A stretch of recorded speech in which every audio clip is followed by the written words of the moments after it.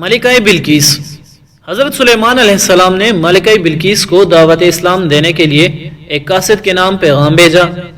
اللہ کے نام سے ابتدا جو بڑا مہربان اور رحم والا ہے۔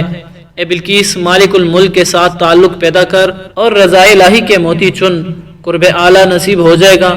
تیری بہنیں جو ایمان لا چکی ہیں، شرف تعلق کی برکت سے آسمان روشن پر مقیم ہے۔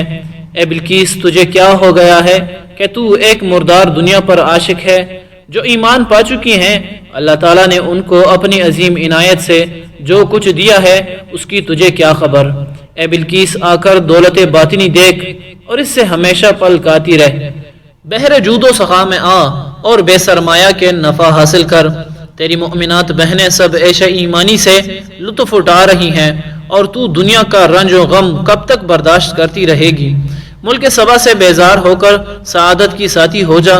تو خوشی سے مثل اس فقیر کے ڈھول بجا رہی ہے جس نے اپنی تنگ دستی کے باوجود ڈھول بجانا شروع کیا اور کہا کہ میں کوڑیوں کا بادشاہ اور رئیس ہوں۔ تو کیا اس فقیر کو کوئی بادشاہ سمجھ لے گا؟ اسی طرح تو اس دنیا کی ملکہ اور رئیسہ بنی ہوئی ہے جو کہ کوڑی سے بھی زیادہ پلید اور گندی ہے۔ اس لیے اس کو ترک کر کے آخرت کی دائمی دولت کی حریص بن جا۔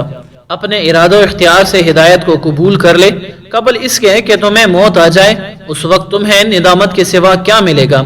مبارکباد کا مستحق ہے وہ شخص جو اس دنیا فانی کی محبت سے آزاد ہو گیا، کیونکہ موت اس دنیا کو اور دنیا کی تمام لذتوں کو ہم سے چھڑانے والی ہے۔ اے بلقیس، آ اور دین اسلام کو قبول کر۔